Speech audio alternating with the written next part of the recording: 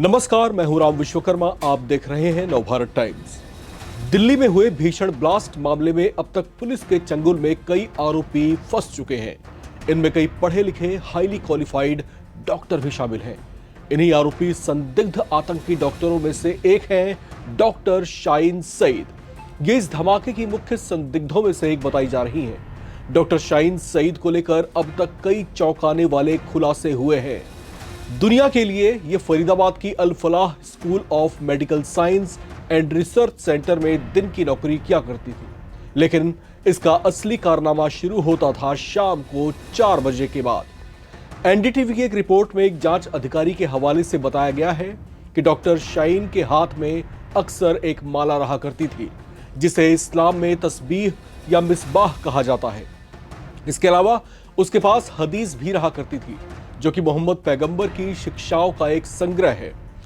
उसके कुछ सहयोगियों ने अपना नाम ना उजागर करने की शर्त पर यह भी बताया कि वो बहुत मजहबी महिला है, जबकि उसके कुछ सहयोगियों ने यह भी कहा कि वो कुछ अजीब हरकतें किया करती थी। जैसे एक जिम्मेदार पद पर होते हुए भी वो अक्सर यूनिवर्सिटी के नियमों का पालन नहीं करती थी, जबकि अधिकतर वो बिना बताए ही अपनी ड्यूटी टाइम से पहले निकल जाया करती थी। इस रिपोर्ट में इस बात का भी जिक्र है कि कुछ दिन पहले ही दिल्ली ब्लास्ट के बाद जांच एजेंसियों ने अपनी जांच में पाया था कि शाहीन के तार जैश-ए मोहम्मद आतंकी संगठन से भी जुड़े हुए थे, जबकि कुछ दावे ऐसे भी हैं जिसमें डॉक्टर शाहीन को पाकिस्तान से संचालित आतंकी संगठन जैश-ए मोहम्मद की महिला शाखा की प्रमुख बताया गया है। शाहीन सईद लखनऊ के लाल बाग की रहने वाली है, जिसे अरेस्ट कर लिया गया है। उसे लेकर हुए खुलासों ने लोगों को हैरान कर दिया है। बचपन से ही पढ़ाई लिखाई में बहुत होशियार रही शाहीन सईद कानपुर मेडिकल कॉलेज में फार्माकोलॉजी विभाग की प्रमुख के पद पर भी रह चुकी है। इसके बाद उसका ट्रांसफर कन्नौज मेडिकल कॉलेज में हुआ था। अब इन खुलासों के बाद इसे व्हाइट कॉलर टेररिज्म की एक कुख्यात चेहरे के तौर पर देखा जा रहा है।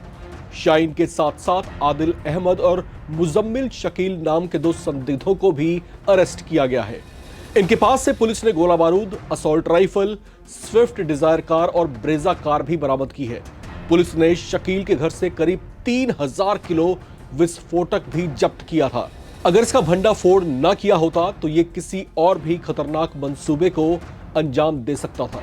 कुछ रिपोर्ट्स में सूत्रों के हवाले से बताया गया है कि इन आतंकियों की योजना देश भर में सीरियल ब्लास्ट करने की थी, जिसमें 32 कारों का ये इस्तेमाल करने वाले थे। पुलिस की जांच जैसे जैसे आगे बढ़ रही है, जैसे जैसे इनसे कड़ाई से पूछताछ की जा रही है, दिल में दफन कई राज ये उगल रहे हैं। इनकी निशानदेही पर अब तक पुलिस 4 गाड़ियां बरामद कर चुकी है, जिसका इस्तेमाल ये अपनी आतंकी गतिविधियों के लिए पिछले कई दिनों से, या कह लीजिए पिछले कई हफ्तों से लगातार कर रहे थे।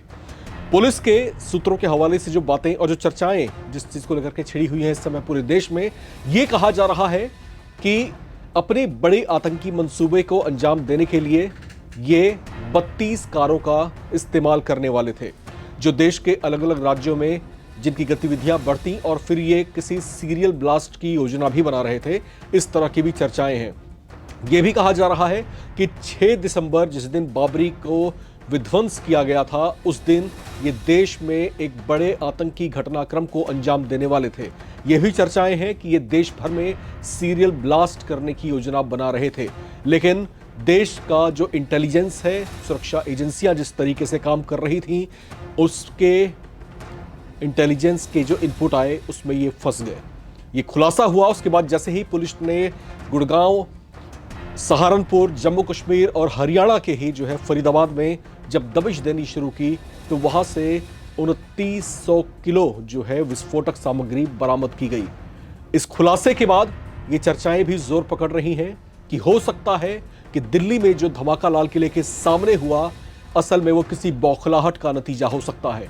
ऐसा भी कहा जा रहा है कि इनका आतंकी मंसूबा फेल होने के बाद ये बौखला उठे और अपने बचे हुए विस्फोटकों को इन्होंने, इससे पहले कि पकड़ लिया जाता, इन्होंने उसको जो है उड़ाना ही सही समझा। लेकिन अब बहुत सारी थ्योरीज हैं इस चीज़ को लेकर के, लेकिन जैसे जैसे जांच आगे बढ़ रही है, नई नई खुलासे यहाँ पर हुए जा रहे हैं। बहुत से और ऐसी बड़ी मछलियां हैं जिनका यहाँ पर पकड़ा जाना बाकी है। कौन होंगे वो चेहरे, इसके लिए आप लगातार देखते रहें, बने रहें नवभारत टाइम्स के साथ।